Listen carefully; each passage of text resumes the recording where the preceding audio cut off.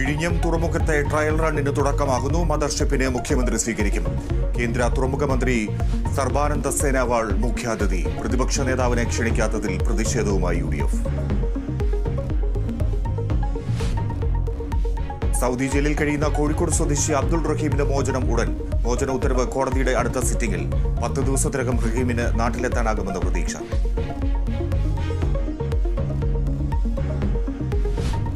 സംസ്ഥാനത്ത് മണ്ണെണ്ണ വിതരണം പരിമിതപ്പെടുത്തുന്നു. ഇനി മണ്ണെണ്ണ ലഭിക്കുക ഒരു പഞ്ചായത്തിലെ 2 റേഷൻ കടകളിൽ മാത്രം.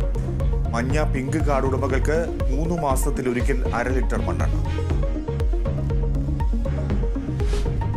PSC നിയമന കോഴയിൽ CPM അന്വേഷണ കമ്മീഷൻ ഇന്ന് ജില്ലാ നേതൃത്വത്തിന് റിപ്പോർട്ട് നൽകും. കോഴിക്കോട് ജില്ലാ സെക്രട്ടേറിയറ്റിന്റെ നിർണായക യോഗം നാളെ.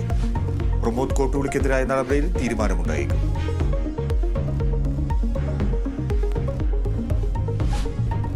അനീതിക്കെതിരെ പടനയിക്കാൻ സേനാപതി വീണ്ടുമെത്തി. കമലഹാസന്റെ ഇന്ത്യൻ 2 തിയേറ്ററുകളിൽ സമ്മിശ്ര പ്രതികരണങ്ങളുമായി ആരാധകർ.